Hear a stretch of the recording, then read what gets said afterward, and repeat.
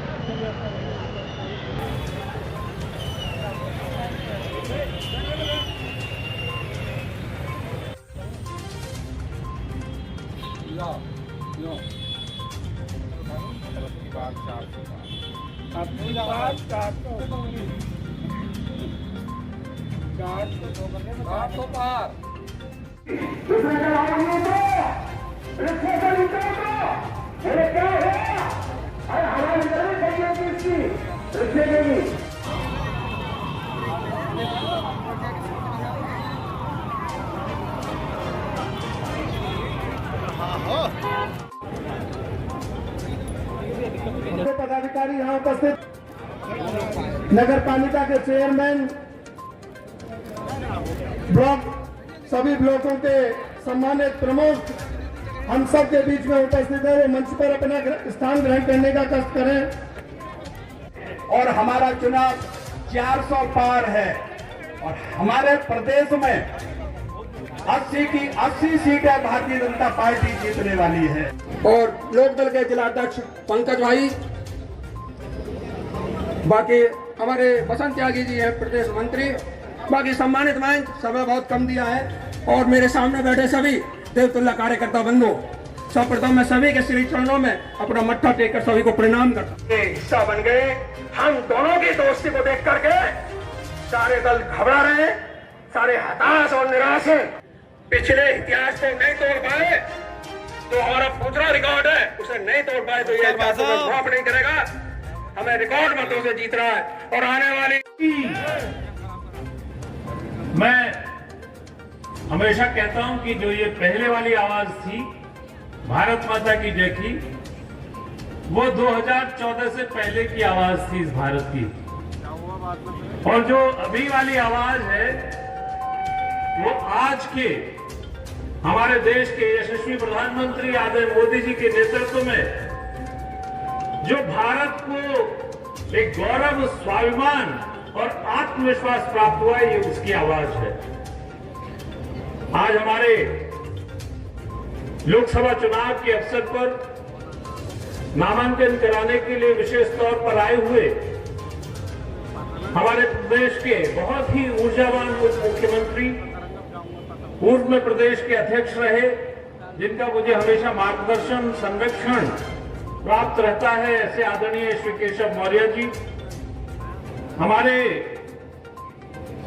प्रदेश के बहुत ही पढ़े लिखे और ऊर्जावान सहकारिता मंत्री, संकल्प लिया है कि इस बार आदरणीय मोदी जी की झोली में बुलंदशहर की सीट न सिर्फ डालनी है, लेकिन इस बार रिकॉर्ड मतों से पूरे उत्तर प्रदेश में नहीं पूरे देश में बुलंदशहर को हमें सबसे ज्यादा अंतर से जिता करके भेजना है। हम सबको यहाँ से संकल्प लेकर के जाना है। आदरणीय भाजपा का मुझे निर्देश प्राप्त हुआ है, समय का अभाव है। मैं आप सबको पुनः प्रणाम करते हुए इसी उम्मीद और अपील के साथ फिर से ये प्रार्थना करता हूं कि इस बार हम सब लोग 26 तारीख को मिलकर के भारी से भारी संख्या में, क्योंकि इस समय मतदाता को तो विपक्ष में कौन प्रत्याशी है ये नाम भी नहीं पता, सिर्फ हमको कोशिश करनी कि 26 तारीख को सबको घर से निकाल कर लाना है, उनसे प्रार्थना करके सबको लेकर के आना है और भारी से भारी संख्या में मतदान करवाना है। मैं इन्हीं शब्दों के साथ डॉक्टर साहब को पुनः बहुत बहुत शुभकामनाएं देते हुए और आपको धन्यवाद देते हुए आप सभी को अपनी बात समाप्त करता हूँ। जय हिंद, जय भारत। का काम 56 इंच के सीने वाले माननीय नरेंद्र मोदी जी ही किसान मिटा दूंगा, ये दम होता है। जम्मू कश्मीर से 370 हटाने का संकल्प भाजपा की विचारधारा का हिस्सा था। हमारी पार्टी ने देश से वादा किया। कार्यक्रम में मुख्य अतिथि के रूप में उपस्थित हमारे उत्तर प्रदेश के उप मुख्यमंत्री, हमारी पार्टी के बहुत ही वरिष्ठ नेता, जिनके नेतृत्व में प्रदेश अध्यक्ष रहते हुए उत्तर प्रदेश में कमल खिल के भाजपा के पूर्ण बहुमत की सरकार बनी थी, ऐसे आदरणीय केशव प्रसाद मौर्य जी, सम्मानित विधायक जी, हमारे लोकसभा के जो सह संयोजक हिमांशु मित्तल जी, राष्ट्रीय लोक दल के हमारे जिलाध्यक्ष पंकज प्रधान जी, हटा है, उन्होंने कर्म ही ऐसे किए हैं। अगर केंद्र में 60 साल तक चली, जितना काम 60 साल में नहीं हुआ, उससे ज्यादा काम 10 साल में हुआ है कि नहीं माननीय प्रधानमंत्री मोदी जी के नेतृत्व में? बताओ, हुआ है कि नहीं हुआ है? अब अगर 60 साल में जो नहीं हुआ है, उससे ज्यादा 10 साल में हुआ है, तो जिसने 10 साल में 60 साल से ज्यादा काम किया, उसकी सरकार बनाना है कि जिन्होंने 60 साल में देश को बर्बाद किया है, उनको सरकार की जिम्मेदारी देना है? बताइए क्या करना है? इसीलिए फिर एक बार, अब की बार 4 जून को या लक्ष्य लेकर के, एक बड़ा लक्ष्य लेकर के, भारी अंतर से क्यों जीताना? जीत तो एक और से भी हो जाती है, लेकिन पूरे देश की नहीं, दुनिया की भी नजर है। मोदी जी विश्व के सबसे लोकप्रिय नेता हैं, विश्व के, भारत के तो हैं ही, विश्व के सबसे लोकप्रिय, इतना लोकप्रिय दुनिया में कोई नेता नहीं जितना हमारे प्रधानमंत्री माननीय नरेंद्र मोदी जी। तो दुनिया को दिखाई देना चाहिए कि नहीं कि दुनिया के सबसे बड़े लोकतंत्र में सबसे अधिक देश की जनता का आशीर्वाद माननीय नरेंद्र मोदी जी के नेतृत्व में भारतीय जनता पार्टी और गठबंधन के जो हमारे प्रत्याशी उनको प्राप्त हुआ है। मैं अनेक ऐसी बातें हैं जिनकी चर्चा करूंगा तो आप सबको लगेगा ये तो मैं जानता हूं, निश्चित तौर से आप जानते हैं, लेकिन जानने के साथ साथ आने वाला समय, मुझे प्रधानमंत्री जी का भाषण आप रोज सुनते हो, मैं जानता हूं, कभी सोशल मीडिया के माध्यम से, कभी इलेक्ट्रॉनिक मीडिया के माध्यम से, कभी प्रिंट मीडिया के माध्यम से आप डेली पढ़ते हो, देखते हो, सुनते हो। प्रधानमंत्री जी ने क्या कहा है? 10 साल तो झांकी है, आने वाले 5 साल की पिक्चर, जो असली पिक्चर है वो बाकी है। मेरे प्रधानमंत्री जी का एक न्यूज चैनल का एक इंटरव्यू था, वहां बहुत वरिष्ठ पत्रकार थे, उन्होंने कहा, लगता है प्रधानमंत्री मोदी जी आप 2024 की नहीं 2029 की तैयारी कर रहे हैं। प्रधानमंत्री जी ने कहा, जरा रुको, मैं आप कहां 2029 में अटक गए, मैं तो 2047 की तैयारी कर रहा हूं। आजादी के जब 100 साल पूरे होंगे, तब यह विकसित भारत बने, मैं इसकी तैयारी कर रहा हूं और उस तैयारी के लिए आप सबके समर्थन की जरूरत है। दुनिया को भी संदेश जाना चाहिए कि नहीं जाना चाहिए? हमारे नेता सबसे लोकप्रिय नेता है देश के, यह संदेश जाना चाहिए कि नहीं जाना चाहिए?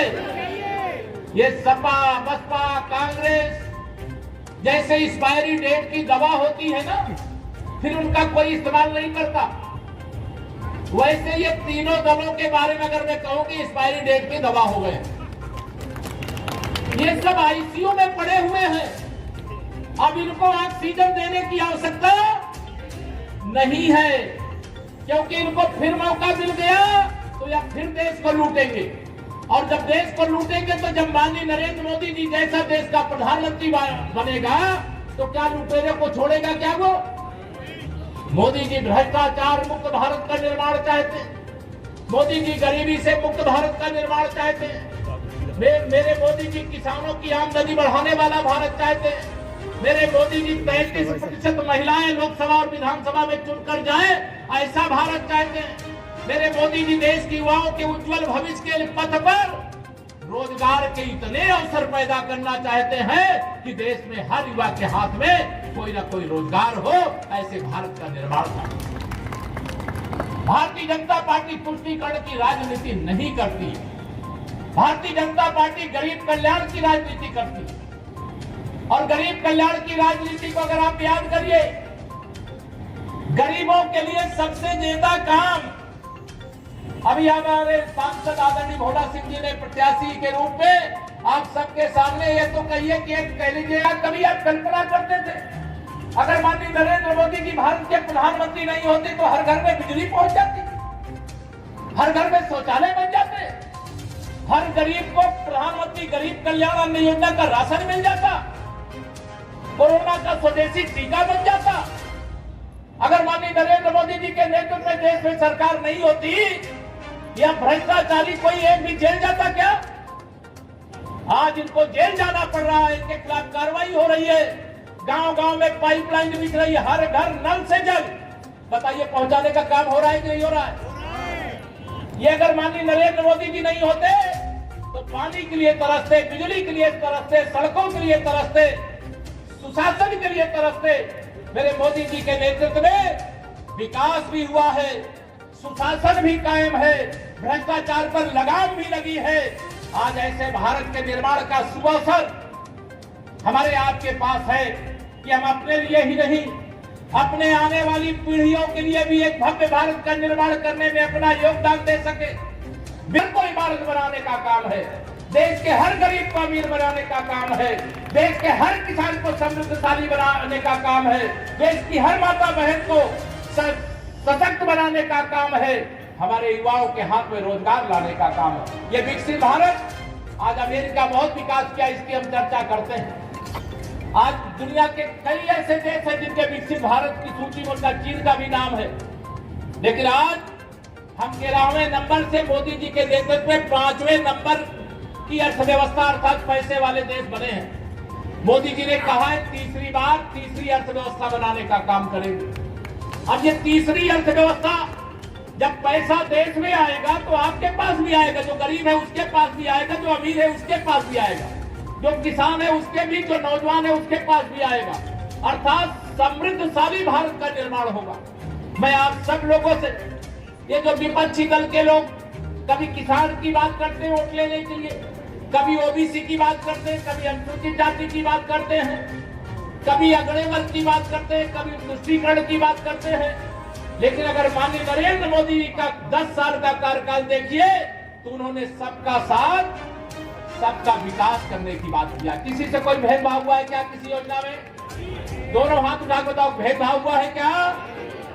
मेरे मोदी जी कह रहे हैं भेदभाव हमारी सरकार की नीति नहीं है, विकास हमारे सरकार का एजेंडा है, गरीब कल्याण हमारी सरकार का एजेंडा है। आज अगर मैं सवाल करूं, माननीय मोदी जी के नेतृत्व में 2014 में देश में सरकार बनी, 2017 में उत्तर प्रदेश में भी सरकार बनी, और जब डबल इंजन की सरकार हो गई, आपको शायद अब याद भी नहीं होगा, लेकिन 2017 से पहले याद करके बताओ बिजली कितने घंटे आती थी बुलंदशहर में? अब आप समझिए, सपा बसपा की सरकार थी तब बिजली आती नहीं थी, और भारतीय जनता पार्टी की सरकार है तो बिजली जाती नहीं। फर्क है कि नहीं फर्क है?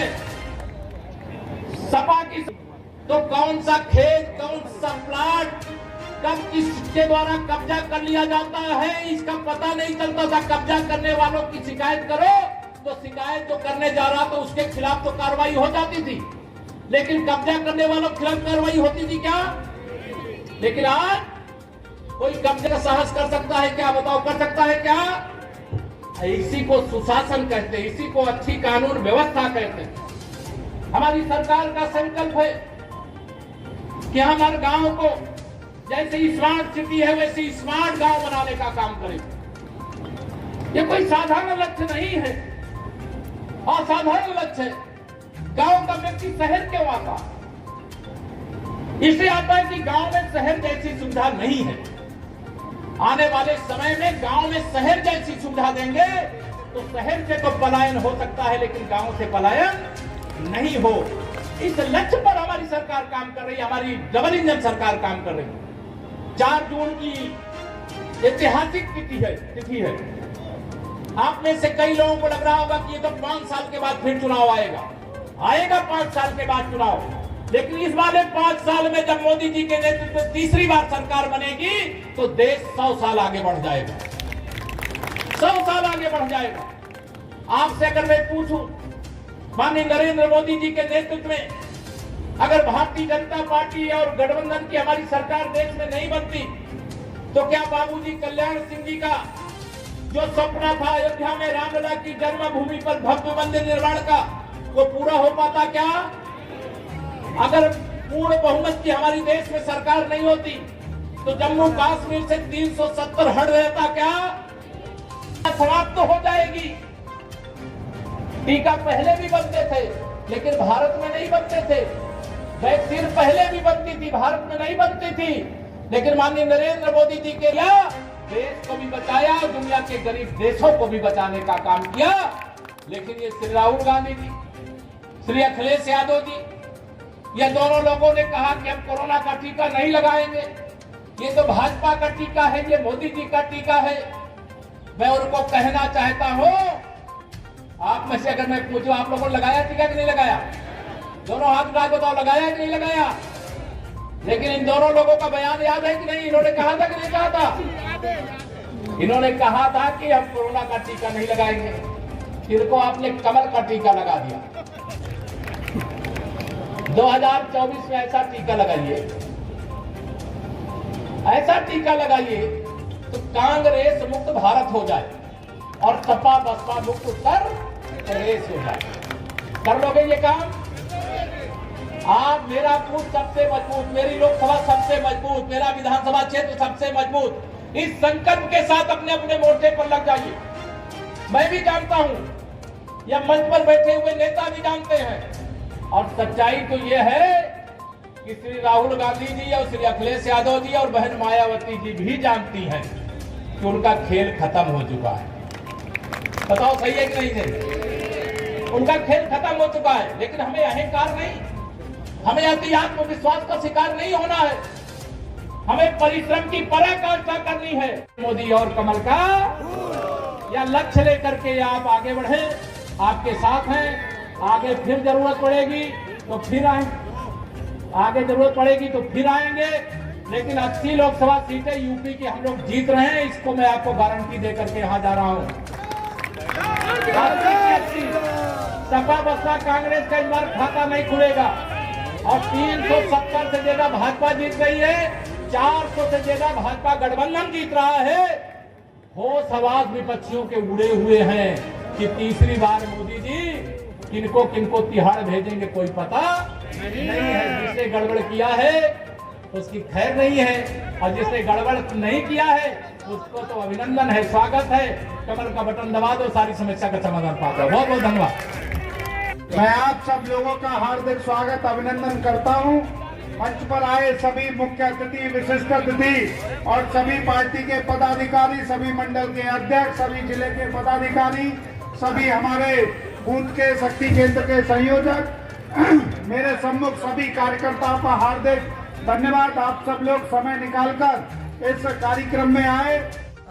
लोकसभा क्षेत्र से भारतीय जनता पार्टी गठबंधन की ओर से प्रत्याशी डॉक्टर भोला सिंह जी ने आज नामांकन किया है, और नामांकन के अवसर पर हमारे मंत्रिपरिषद के साथी पार्टी के नेता श्री JPS राठौर जी, हमारे जिला अध्यक्ष, हमारे जिला पंचायत अध्यक्ष, हमारे विधायकगण, सब लोग प्रस्तावक के रूप में भी शामिल रहे।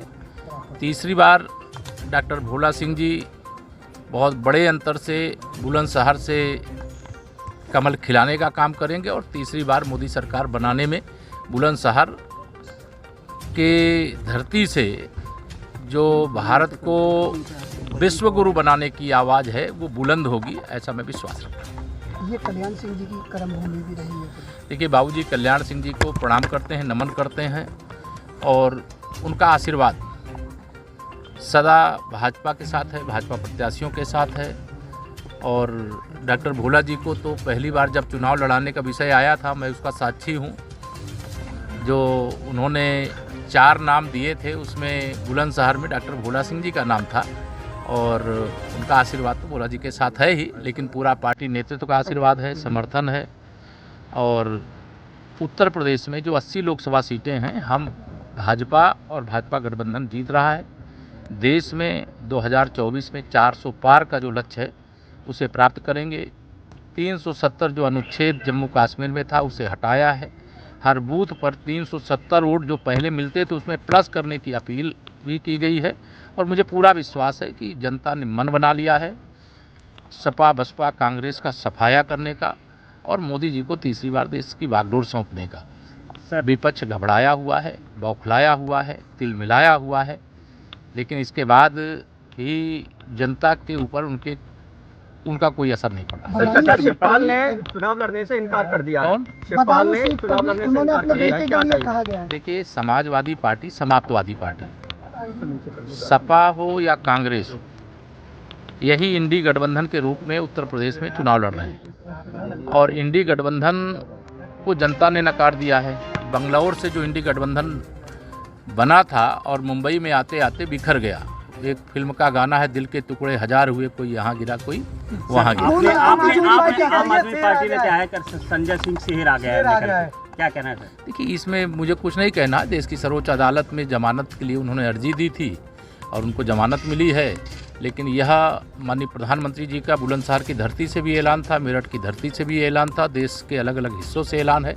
हम भ्रष्टाचार मुक्त भारत बनाएंगे, गरीबी से मुक्त भारत बनाएंगे और देश की जो 4 जातियाँ, गरीब है, किसान है, नौजवान है और महिलाएं हैं, इनको सशक्त करने का काम करेंगे और भारत को आत्मनिर्भर बना करके खड़ा करेंगे।